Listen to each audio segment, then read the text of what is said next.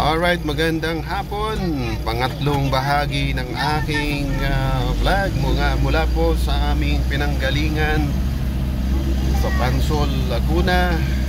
Ayan, nandito na po kami. Pumasok na po kami sa South Luzon Expressway. Samahan niyo po si Kuya Dan sa aming biyaheng balik Manila. Pangatlong bahagi ng aking vlog. Okay, so kapapasok lang po namin ng ilang minuto pa lamang from Calamba, Laguna. So binabagtas na po natin ngayon itong kahabaan ng South Super Highway. Ang direction po nito ay Alabang. Ang unang pasok po natin mula doon sa ating entry ay Alabang na po ito. Then all the way to Bicutan ang exit po natin, dahil doon po tayo ay papasok ng Bicutan.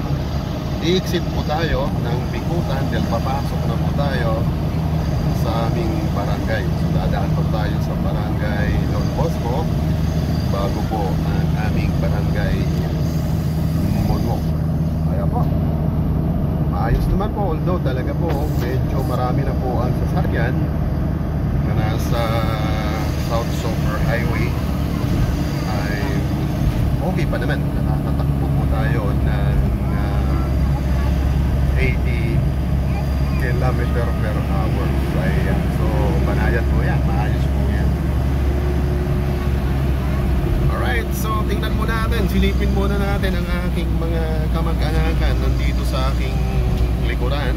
Kung kumusta naman sila dyan. Mega love shoutout, hello! Kaway-kaway pag may time.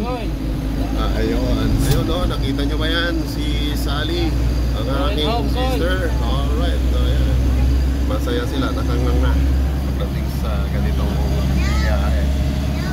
Okay, diretso po tayo dito sa ating direksyon, kung saan ay nasa kahabaan po tayo ng South Luzon Expressway going to Alabang ang direksyon po ito. Ayan, so mamaya-maya sa unahan makikita po natin kung may traffic build up sa loob mismo ng South Super Highway. Siyempre, ibabaling muna natin ang ating camera sa magandang tanawin dito po sa probinsya ng Laguna. Ayan, kita po ninyo yan. Yan ang probinsya ng Laguna na pinanggalingan po natin. Isang peaceful province, Laguna. Yan, nakakita ka po ng mga marami pang punong kahoy, kulay luntian, at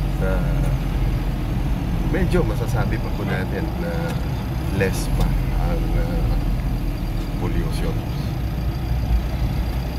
Okay, so may pinasukan po tayo rito na hindi ko po ito alam kung ano to. Hindi naman po ito toll gate, parang bridge po tungo dun sa kabila.